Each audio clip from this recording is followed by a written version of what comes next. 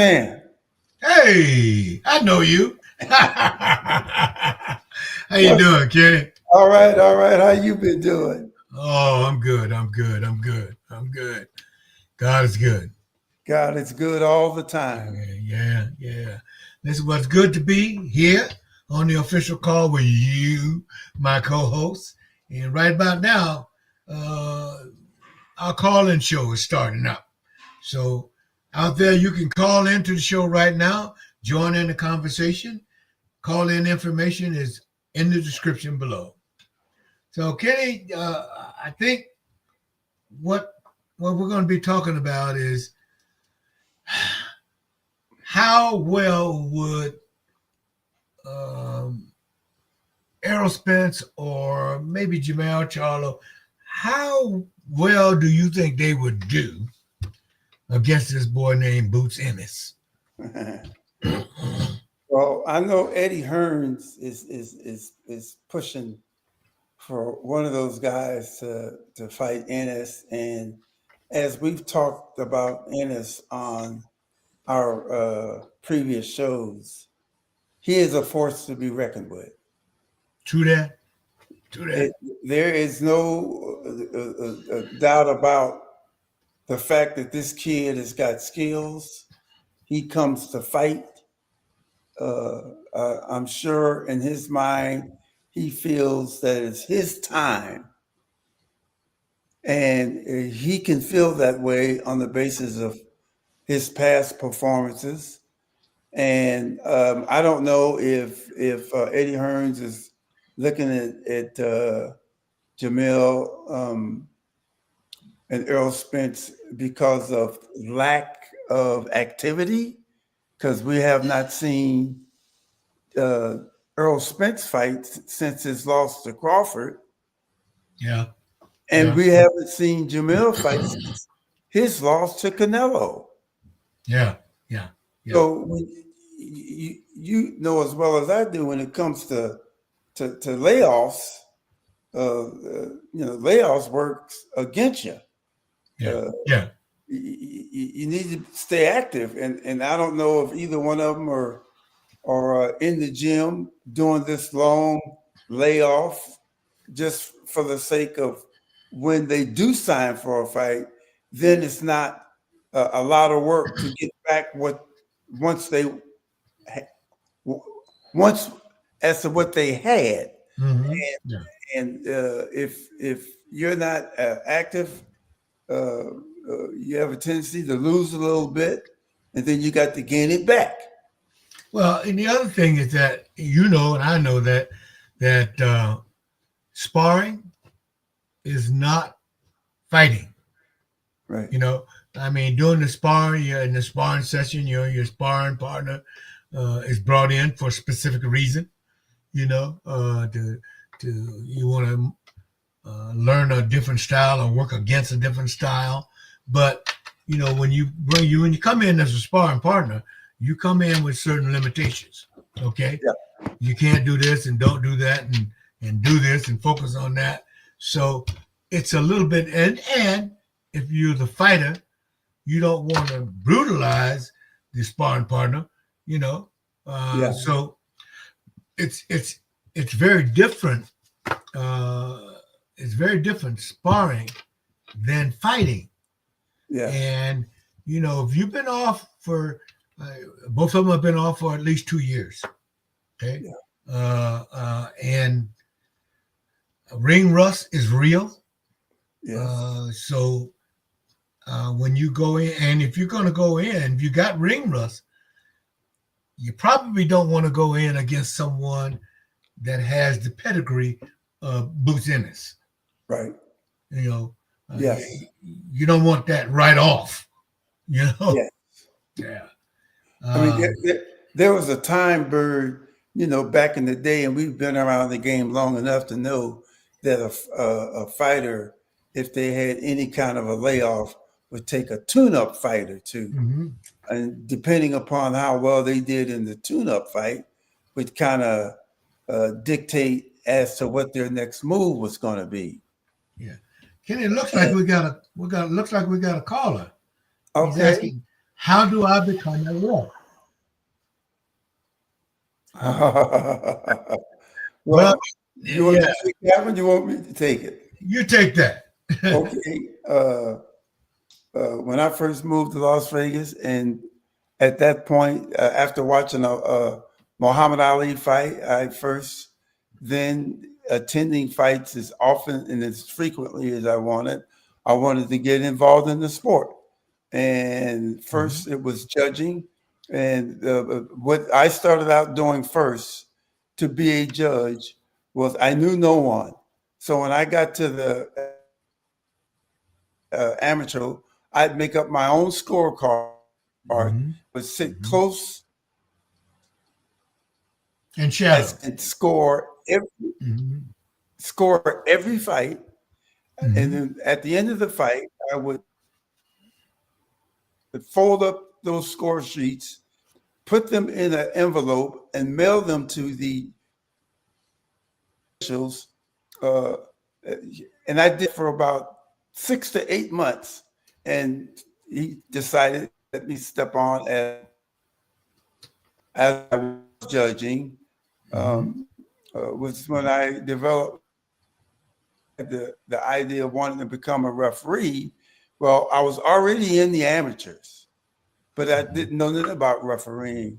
And I asked Richard Steele, who had came in town from LA, recruited actually and brought because the only black referee at the time that had refereed big fights. Matter of fact, when Ali fought Larry Holmes at Caesar's Palace, a referee by the name of Richard Green refereed that fight, and I asked Richard Green, and he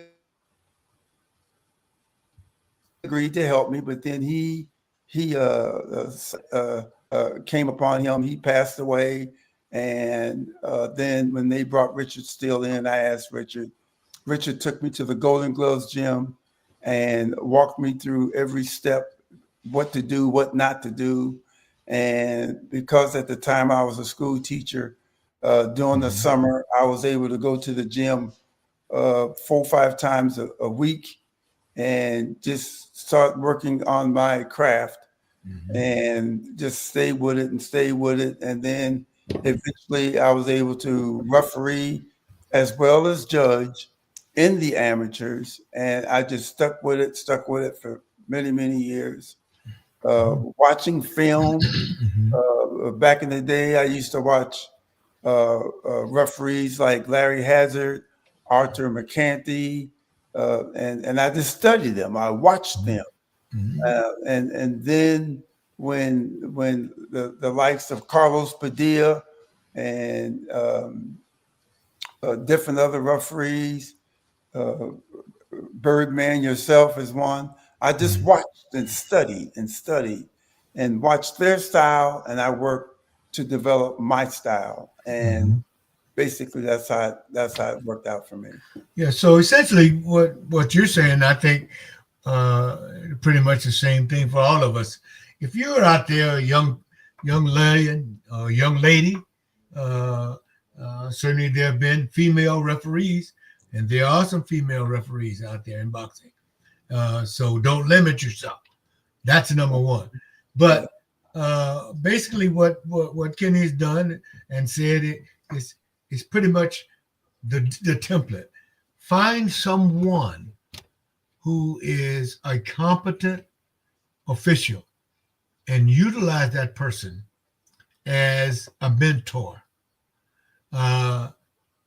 And at the same time, get involved in your local amateur program, because that's where all of us started, in the amateurs. Okay. Yes. Go learning the amateurs, learning those rules, learning your craft. And hopefully, as you advance through the amateurs from the pee-wees to the junior golden gloves, to the golden gloves, to the nationals, as you progress up and you learn, then, hopefully you'll be selected by your local commission to come aboard, and you'll be assigned in all probability to like 4 rounders and things like that. So, and depending on how you do, working in those 4 rounders, much the same as in the amateurs, based upon your progress and how you develop and grow, that's how you move up. Because I can tell you this, becoming a professional boxing referee is not an easy thing. It's not a quick process. You're not going to learn overnight. You can forget that. That's not going to happen. Okay? So if you're really interested in it, you have to, number one, figure out this is what I want to do. But then you've got to make a commitment to learn everything that you need to do, because boxing, being a professional boxing referee is a serious job. Every time you step through that rope as a professional boxing referee, you have two people's life in your hand. You have their livelihood in your hand.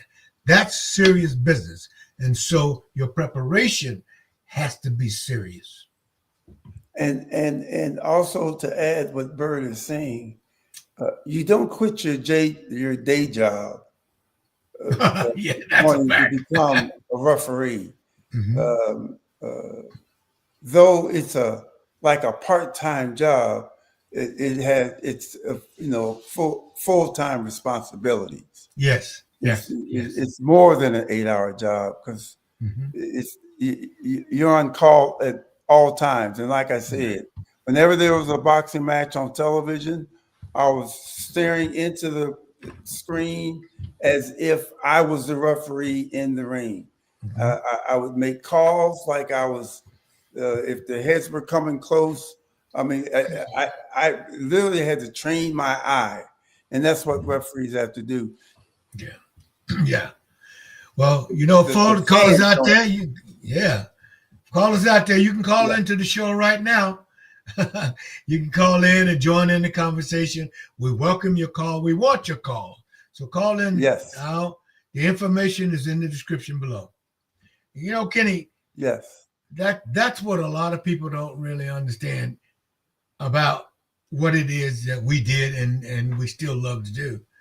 You know, the difference is, an official in combat sports, we focus primarily on boxing because that's our bailiwick. You know, uh, it's it's like you said, it's not a part-time job, but it does take full-time commitment. It does take Yes. tremendous preparation, because this is the only sport, combat sports are the only sports in which the sole goal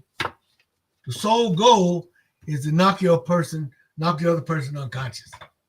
That's the goal. And that's Yes. serious business. That's serious Yes. business, you know? Yes. It is. It is. And like you said, it well, first of all, you got to love the sport as well because there are a lot of ups and downs in the sport, and the downs that I'm referring to is commentators as to how they respond to the call you make, Mm-hmm. and the biggest response and activity that we get Mm-hmm. Yeah. to me is one of for boxing referees, and that's stopping a fighter when we felt that Mm-hmm. he's had enough. Yeah. And Yeah. the average fan, when we stop it, disagrees with it because they want more, they want to see more. But like Birdman said, it's our responsibility to protect the fighter. Mm-hmm. If you don't go into to a fight with that in your heart, somebody's going to get hurt, Yeah. and it's going to fall on you. So, yeah, Yeah. you have to be well rounded. Mm-hmm. And another thing, like Bird said, you can't learn it overnight.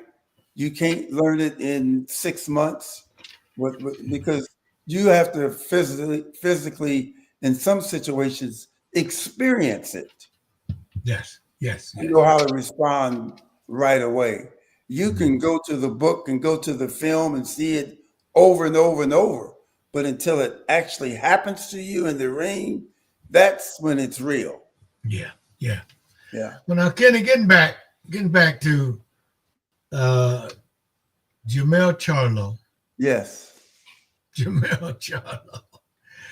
He is being rumored as an opponent for Boots Ennis. Yes. The other person that's being rumored is Errol Spence. Now, the question is, how would either one of these gentlemen fare against Mr. Ennis?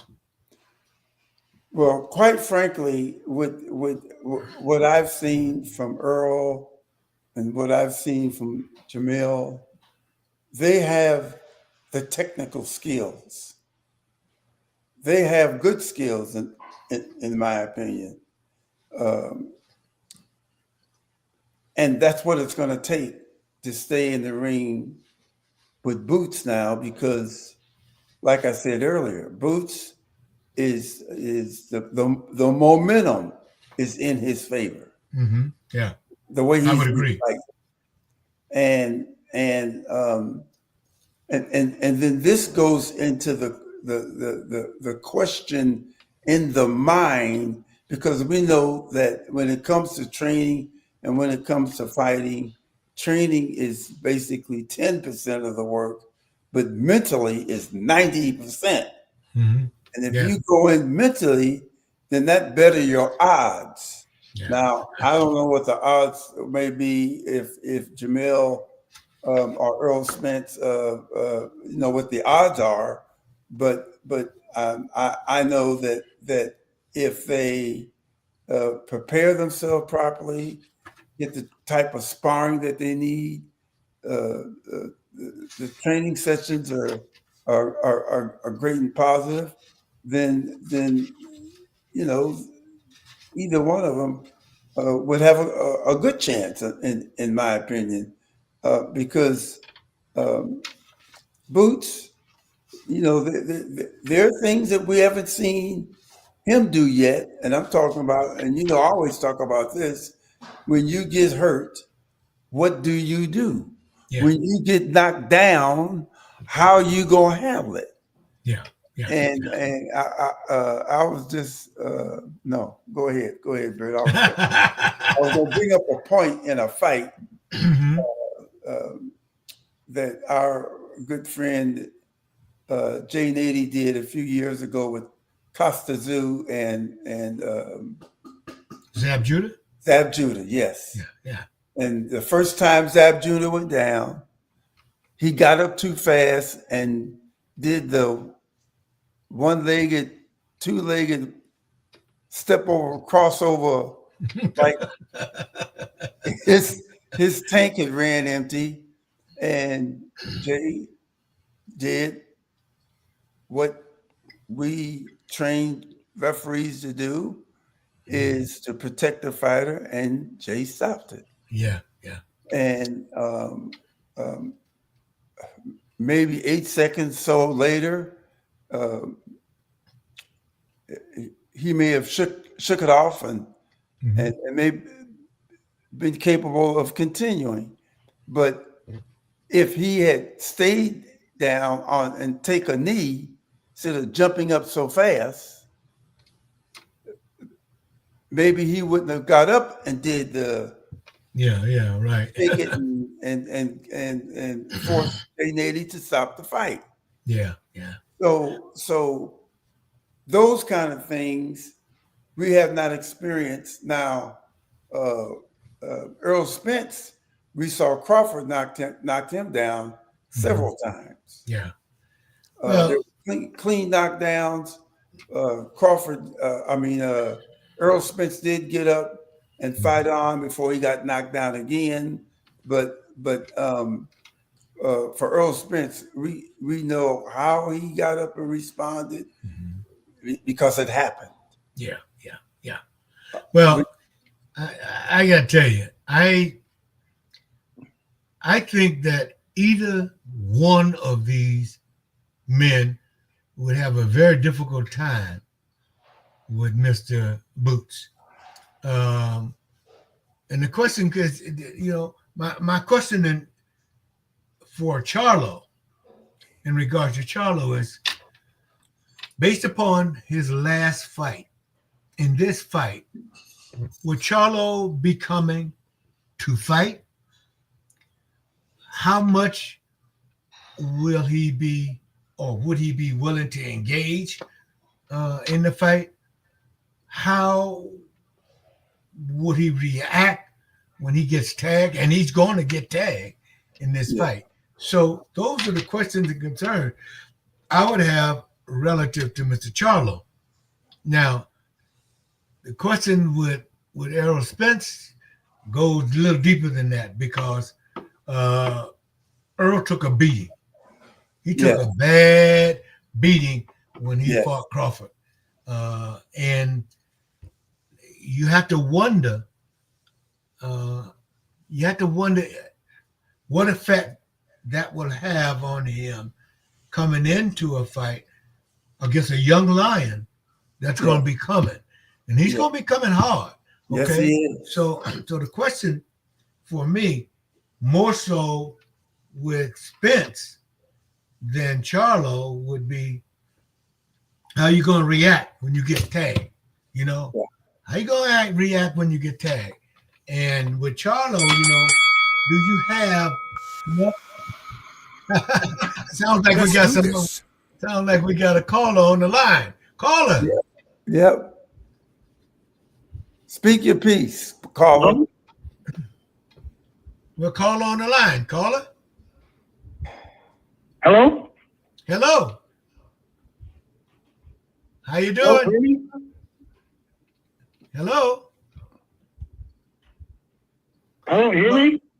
Yeah, we can hear you. Yes. We hear you. Go ahead. Yes. I was trying to find out how the previous person, how do you become a referee? I have the time. I learned from all the best. I work with all the best referees in tutelage. And how to go about referee, is there age limit? I didn't quite understand your question. Yeah, it's something about age limit. Hello? You still there? Hello? Hello? Hello? Yes, we're here. We're we can here. hear you. You hear me? Yeah, we can hear you. What's your question? You hear me? Yeah, you're breaking up a little bit, but just keep talking. Trying to ask the previous caller, how do you go about being a referee, whereas that, what is the age? Is there an age limit as for becoming a referee? Well, I tell you, I don't know that there's an age limit to it. I think that really is something that's going to be subject to whomever is going to be doing the licensing, whatever their qualifications and is.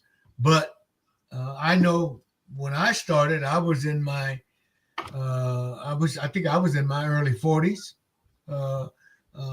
when I started. I don't know what age bracket Kenny was in, but and then there's some referees who start out in the amateurs very young, 18, 20, 25, So it really depends on, yes, it really depends on your commission or the supervision in that particular state. I hear you replying to my answer. Yes. When I asked for the age limit, but I have the experience. I've gotten the experience and knowledge from previous referees by watching them and learning from them. But yet, I haven't got an opportunity to prove myself become a referee? Well, that's always going. It's always going to depend on the sanctioning body. It's always going to depend on the commission in the state in which you reside. So, taking up. yeah, a lot of it depends on the. It depends on the state in which you preside. I hear you, but I hear you replying to my question as to become a referee, a professional referee. I've been in the amateurs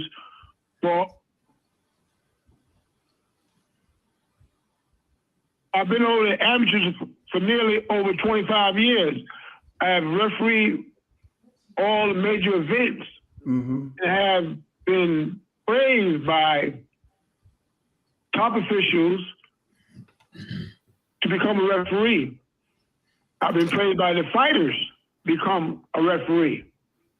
But yet I have not been given the opportunity. I applied several times, but not given the opportunity to prove myself. Well, what I would do is I would put together a professional resume. I would submit it to the commission to whom you want to work, and I would request that they schedule you for a in-ring evaluation. That's the way I would proceed. Yeah, and if you was able to hear Bird when I eventually got the opportunity, I was in my early 40s, just like Bird. During the course of when I was in the amateurs, I invited certain commissioners to come to the amateur shows that I was working so they could see me work. And the reason why I wanted them to see me work so that they can develop in their minds that I was capable enough to go into the pros. And I'll tell you this, like Bird said, I worked my way up with the Pee-wees and then the Junior Olympics, well, the novice and the Junior Olympics, all the way up to the open division. And I topped my career off in the amateurs, refereeing at the nationals. And I had all this experience behind me, for a few years, and still did not get appointed. So is there politics out there? Certainly there are politics out there. And that's something that, each and every individual has to deal with. It's going to be different towards some as it is toward others. Yeah. But it is what it is, and it may not never happen for you. I hate to say it, but in these times, and what I've seen in the future and what I've experienced, that could be the final outcome where you're at. Yeah. Depending on the state, depending on your commission, depending on your, the organization that you belong to. Yeah. All of those things have an effect. Yes. Now, we were talking about, Kenny, I'm going to tell you, I think that a more appropriate fight, a fight that would make a lot more sense, would be Errol Spence fighting Jamel Charlo. Now, that fight, I think, would make a lot more sense than either one of them fighting that young lion named Boots Ennis. I was thinking the same thing, and I was thinking the same thing because why not? I'm sure if they had the opportunity, and I don't know what Eddie Hearn's have in mind as far as paydays, but if they did Charlo and Errol Spence fighting each other, I think that would be a worthwhile fight to invest in wanting to see. And then the winner of that fight, Boots Ennis. Yeah, yeah. And the thing about it is that what I've also been reading on online is that Errol Spence is also trying to lock himself into a title fight with Fundora. Now, Fundora was supposed to be fighting Keith Thurman, okay, Yeah. but he suffered an injury, and so that fight has been postponed.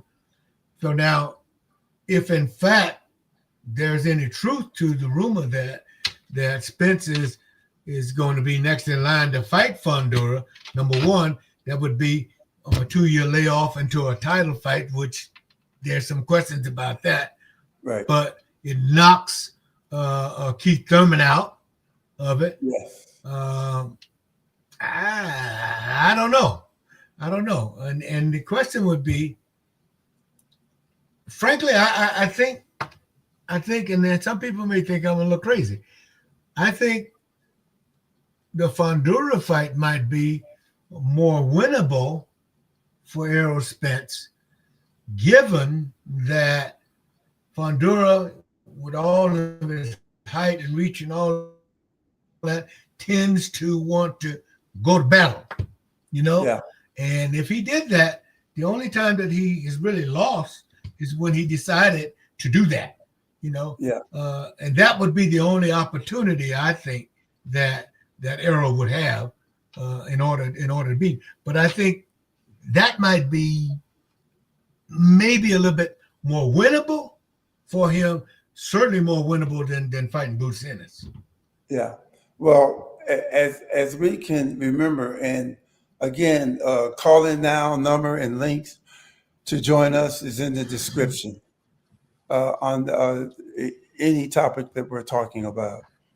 Errol Spence, up until that car accident, to me, it appeared that he just wasn't that same Errol Spence that we saw prior to that car accident.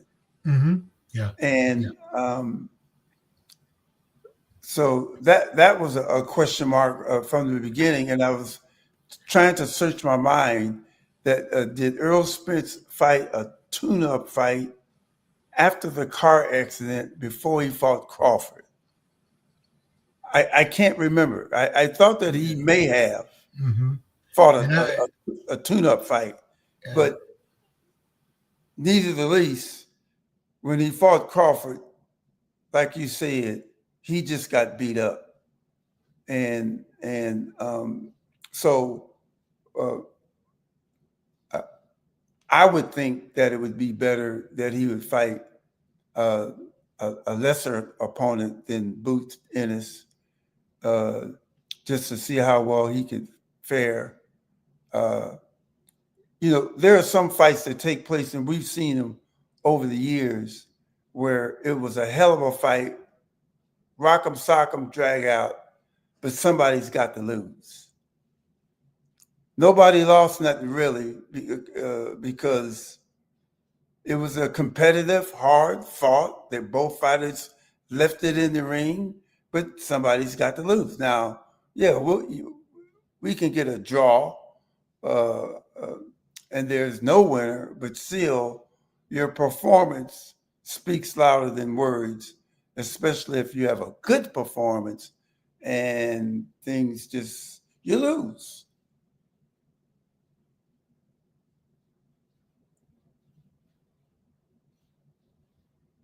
Are we still online? Oh boy. Hello? Shucks. Yeah, that's what I'm doing.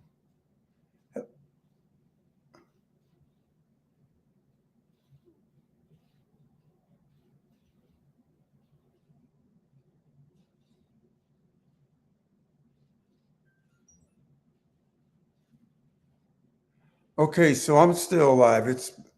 It's Bird's internet that went out. Oh, sorry about that, fans. The Birdman's internet has gone out, and I guess that's payback on me because on the last couple of podcasts, live stream, my internet went out. So now it's his turn.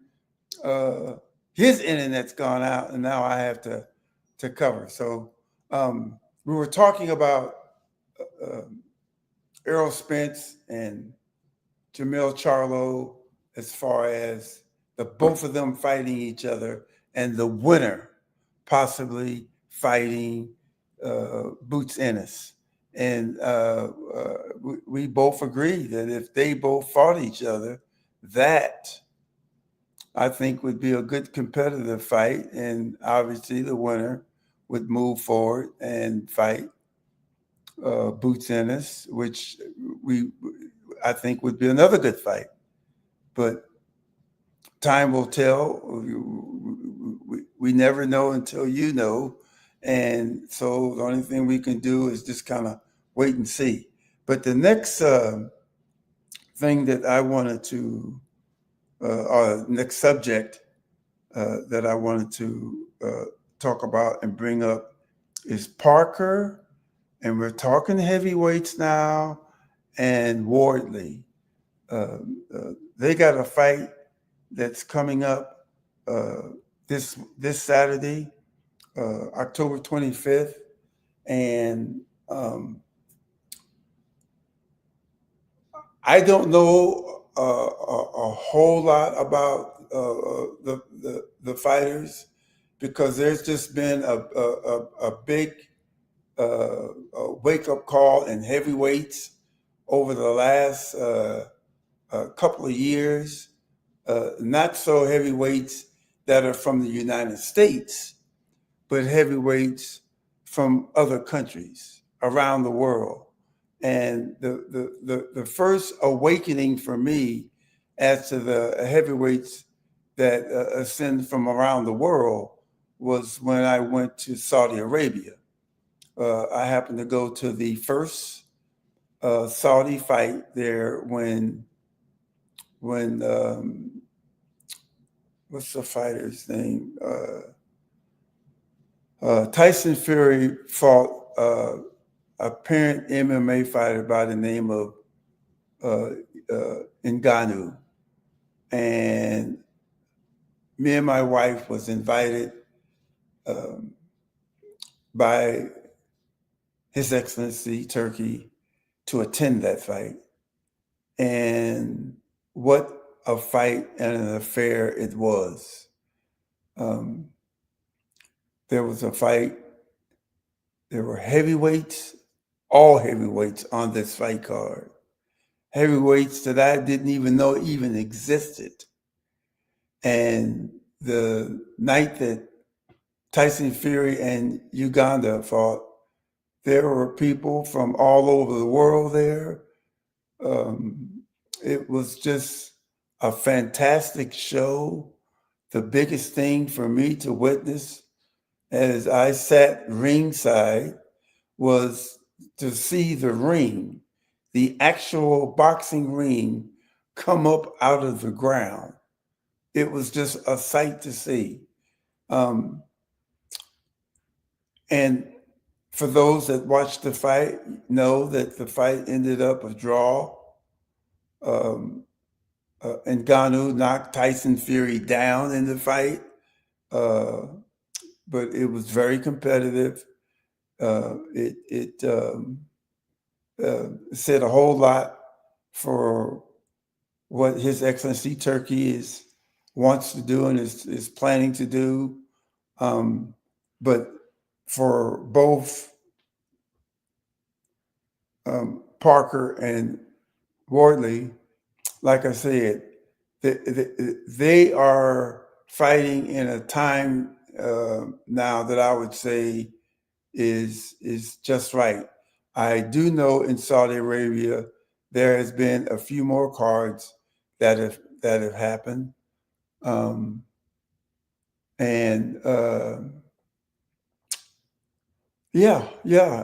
heavyweight division is making some noise. Now, if you would like to call in and share in the conversation, and join the discussion. The information is right there for What I you. say, you must obey. And I believe we got a caller. Caller, can you hear me? Caller? Speak up, caller, if you're there. Hello? Hello, caller? Yes. Hello? Yes, I can hear you. Hello? Can you hear me? Yes, I hear you now. Yes. I tried to call earlier, but I couldn't hear you. Okay. And I was going by the question they asked about how do you go about being a referee?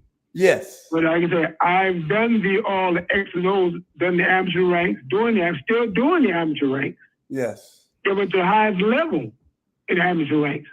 Yes. I haven't done it over 25 years. Right. And I was praised by fighters and coaches as a referee, being my professionalism as a referee. And I constantly tried to get in the pro professionals. Yes. And I was wondering, is there age limit? I was wondering, are they judging me by my age to get in there? Whereas my performance, everybody said my performance is excellent, astounding, excellent.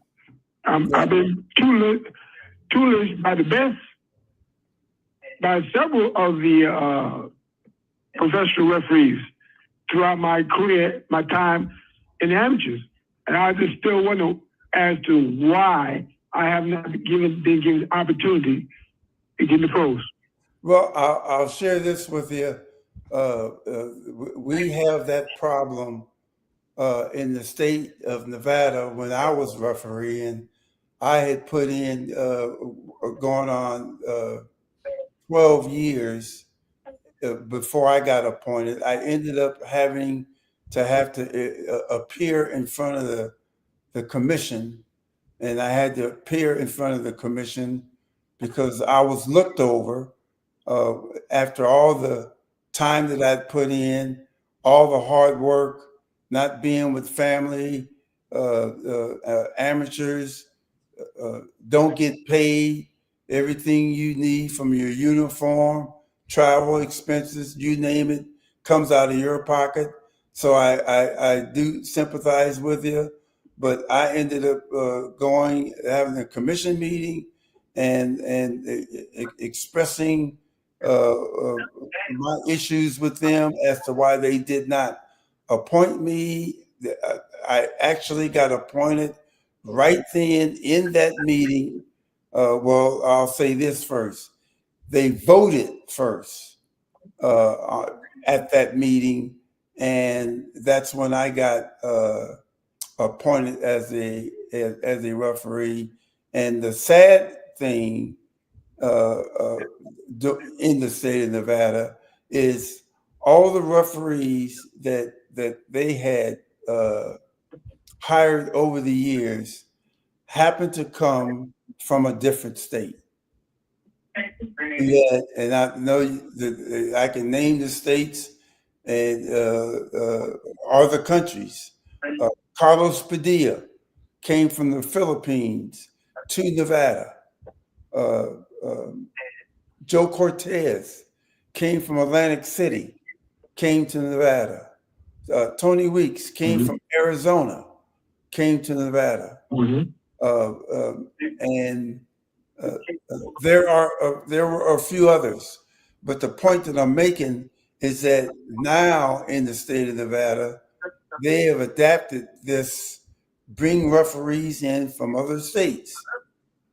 And I have been one that have mentioned more than once about looking down into the amateurs in our state and bring up some of the referees that are loyal to the sport, that have been involved in the sport for many years, look down and grab some of them and bring them up.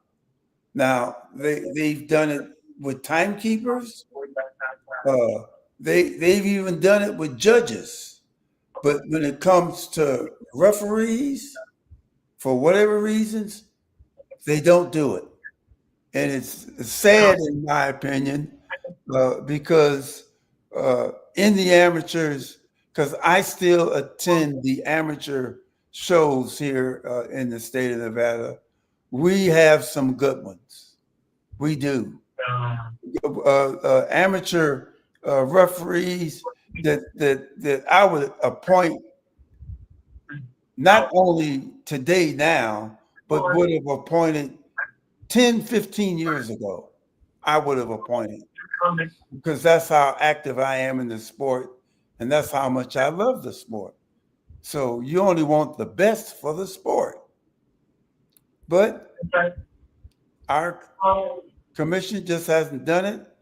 I was talking to a good friend of mine that was an executive director years ago, and he dittoed my sentiments on why they don't reach down in our own state and work on picking up some of our referees, but for whatever reasons, they don't do it. I commend you for your hard work and your dedication. I mentioned that at the age of 41 was when I finally got appointed, and you had asked me about age. I'm retired from refereeing now, and I retired from refereeing at just 2 years ago at the end of 2023 in December. So a month and a half, a couple of months, I'll be out of the game as a referee for 2 years. 2 years. So anyway, I want to thank you for your call, and I hope you in the future find some peace with all the work that you do in the amateurs. I'm sure you are someone that they like to see at every amateur show because you do such a good job. Well, thank you, sir. Thank you very much. You bet. What I say, you must obey. Okay, it looks like we got another caller calling in. Caller, can you hear me? Caller? There's been a little technical time period between when I'm alerted that we have a caller as opposed to me actually hearing the caller as to when they're on. So caller, just chime right in when you think that you're on. Just chime right in so we can get your question in. And while we're waiting for you to chime right in, Robert Bird, my co-host, had a signal fade on his end, and that's why you only see me. He has not been able to hook back up yet. But also a part of this show, we were going to talk about Usyk is confirmed to fight, and we say it's confirmed that he's going to be returning back in the ring next year, 2026, and it's a big possibility that he may end up fighting the winner of Parker and Wardley. And Parker and Wardley, I had mentioned to him a little earlier. Parker, I've seen fight, and Parker is we've known what he's done in the past, and who will win in this case. When it comes to the heavyweights, we don't know, because we all know that with the heavyweights, one punch can change a fight around. One punch. And I'll tell you this: back in the day, I refereed Usyk in a fight 18 years ago. He wasn't even a heavyweight then, but he was very impressive to me. I was impressed at how well he looked. He was actually in this tournament. The fighter that he fought was undefeated, just like he was, and Usyk beat him in a very, very high-profile fight, and Usyk ended up winning the tournament, and then after that, he went up to heavyweight division, and we all know what he's done in the heavyweight division. He has fought everyone and has successfully beaten everyone, even if he fought him twice. He fought Tyson Fury twice.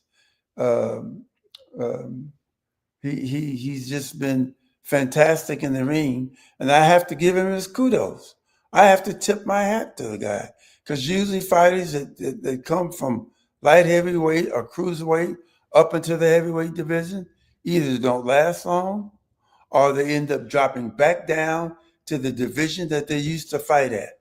And for Usyk to still be around kind of reminds me of Evander Holyfield. Evander Holyfield moved up to heavyweight. I didn't think Evander would be able to stay in the heavyweight division, but he has been able to carry that weight well, be in some very, very excellent fights. His trilogy with Riddick Bowe, he had 2 fights with Lennox Lewis, and he's a warrior. He's a warrior. So to see Usyk do the things that he's doing only makes me tip my hat to him. And again, I think that the fighter that he will end up fighting is Parker, which I think would be an excellent fight to see. So I want to thank our fight fans for watching the official call.